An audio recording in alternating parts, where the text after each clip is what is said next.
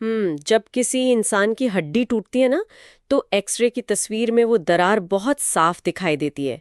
मतलब डॉक्टर उस पर प्लास्टर लगाता है और आसपास के लोग भी सहानुभूति जताते हैं। बिल्कुल, और ये एक बहुत ही सामान्य मानवीय प्रतिक्रिया लगती है। हाँ, लेकिन आज हम जिन साहित्यिक शोध पत्रों और समीक्षाओं के ढेर में उतरने वाले हैं, उनका उद्देश्य एक बहुत ही खौफनाक मनोवैज्ञानिक सच को उजागर करना है। तो चलिए इसे थोड़ा विस्तार से समझते हैं। आज की हमारी इस गहन चर्चा का विषय है आधुनिक हिंदी साहित्य के दिग्गज और पद्मश्री से सम्मानित लेखक धर्मवीर भारती जी की मशहूर कहानी घुल की बन्नो। हम्म और मैं बता दूं कि हमारा मिशन यहाँ सिर्फ एक दुखद कहानी सुनाना नहीं है। हम ये समझने की कोशिश करेंगे कि कैसे समाज किसी की कमजोरी देखकर उसे सहारा देने के बजाय शिकार करने वाली क्रूरता से भर उठता है। सही बात है। और भारती जी जो धर्मयुग पत्रिका के संपादक रहे और गुनाहों का देवता या सूरज का सातवां घोड़ा जैसी रचनाएं दी, उन्होंने गुल की बन्नों में जो यथार्थ दिखाया है वो रोंगटे खड़े कर देता है।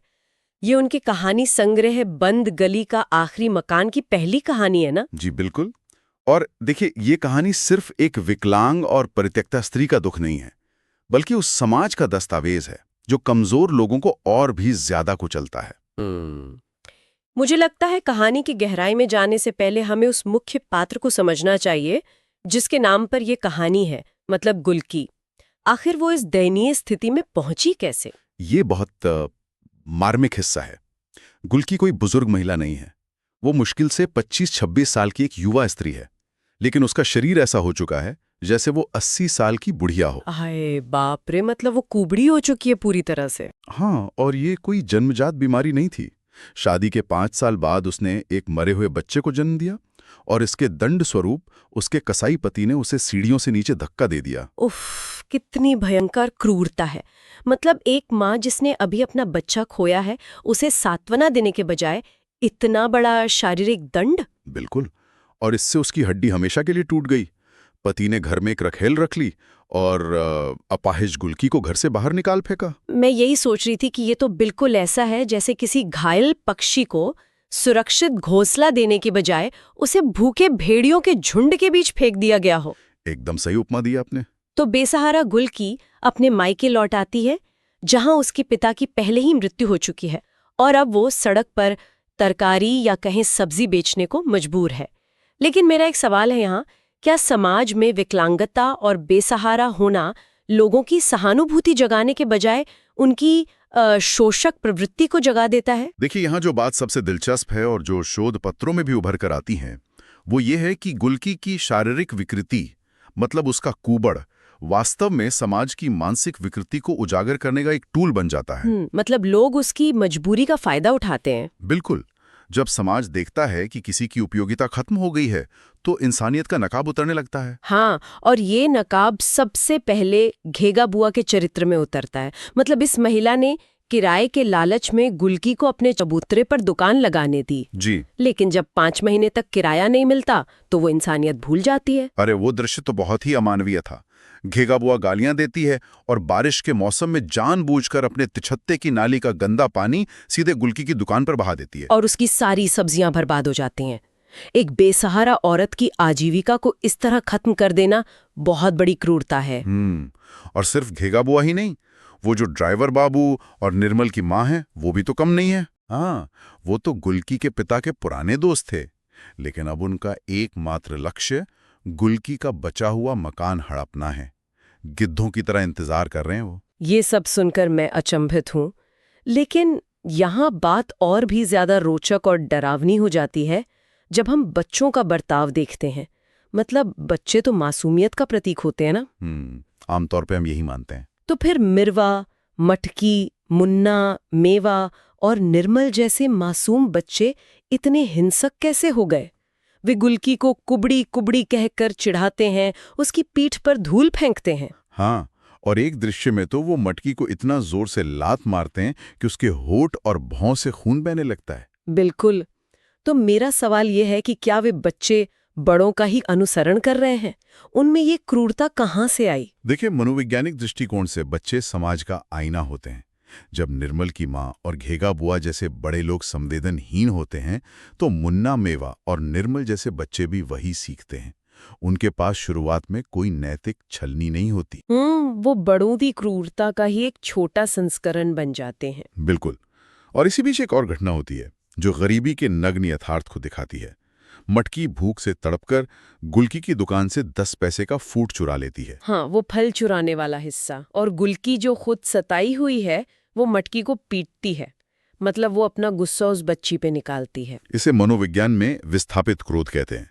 जब आप अपने उत्पीड़क का सामना नहीं कर पाते तो आप अपने से कमजोर को दबाते हैं। इस घोर अंधकार और अत्याचार के बीच कहानी में एक ऐसा पात्र भी आता है जो उम्मीद की किरण लगता है, सत्ती। सत्ती का किरदार बहुत ही मजबूत है। हाँ, मतलब वो साबुन बेचने वाली निडर स्त्री जिसकी कमर में काले बैंड का चाकू लटकता रहता है। वो गुलकी को अपने घर में पनाह देती है और उसे अन्याय के खिलाफ लड़ने को भी कहती है।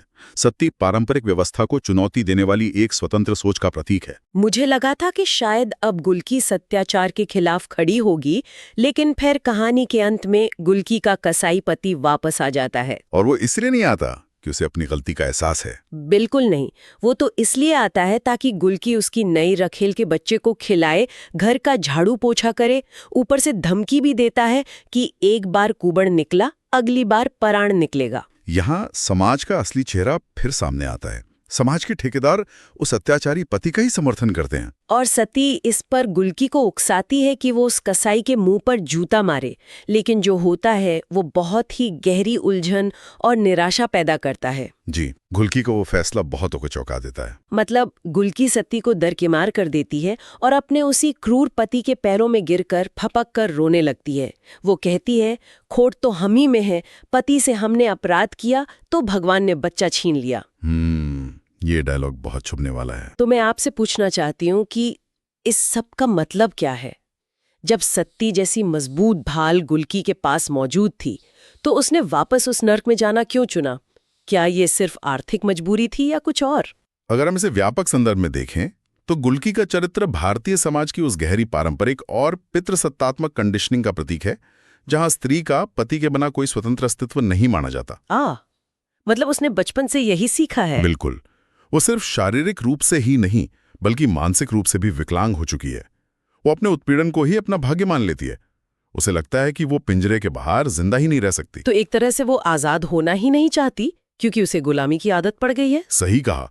और अगर हम स्रोत में मौजूद उन साहित्यिक शोध पत्रों की बात करें तो उनमें सूर्यकांत त्रिपाठी निराला और धर्मवीर भारती की कहानियों की तुलना की गई है। हाँ, मैंने भी वो शोध पढ़ा है।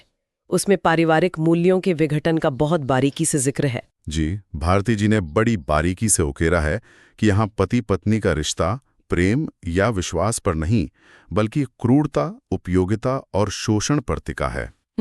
और वो एक मार्मिक अंश है कहानी का, जहां गुलकी अपने क्रूर पति को मेवा के हाथों पान का बीड़ा भिजवाती है, वो भी एक नववधू जैसी लज्जा के साथ, और कहती है कि बताना मत किसने दिया है। और भारती जी ने इस लज्जा को एक वीभत्स मुस्कान के रूप में चित्रित किया है।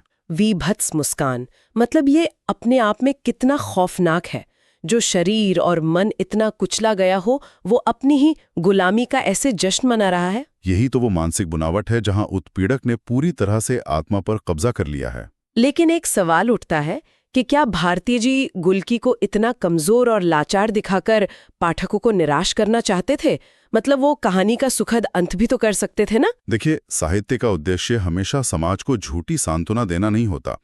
भारती जी समाज को कोई यूटोपिया या झूठा आदर्श नहीं बेचना चाहते थे। वो चाहते तो सती के साथ गुलकी को आजाद दिखा सकते थे। हाँ, लेकिन फिर पाठक ताली बजाकर भूल जाते। उन्होंने ये यथार्थवादी चित्रण इसलिए किया ताकि पाठक के अंदर इस व्यवस्था के प्रति एक गहरा आक्रोश और बेचैनी पैदा हो। वो बेचैनी ही असली बदलाव लाती है। ये बहुत ही महत्वपूर्ण बात कही है आपने।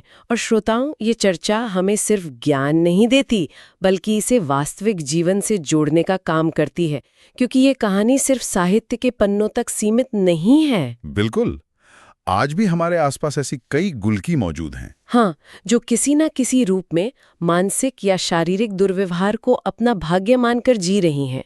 और अजीब बात यह है कि मदद मिलने पर भी वे उस टॉक्सिक माहौल से बाहर नहीं आना चाहती, क्योंकि वो उस घुटन की इतनी आदी हो चुकी होती हैं कि नई आज़ादी उन्हें डराती है। सही कहा। तो इस पूरी गहन चर्चा के अंत में मैं आप सभी के लिए एक गहरा सवाल छोड़ना चाहती हूँ।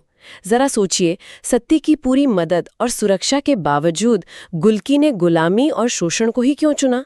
क्या सच्ची आजादी कभी किसी बाहरी मदद से मिल सकती है? जब तक मन आजाद नहीं होता। बिल्कुल। या इंसान को आजाद होने के लिए सबसे पहले अपने ही दिमाग में पड़ी कंडीशनिंग की बेड़ियों को तोड़ना पड़ता है। इस सवाल के साथ आज की इस चर्चा को हम यहीं विराम देते हैं। सुनते रहिए और अपने आसपास के समाज पर सवाल उठाते रहिए।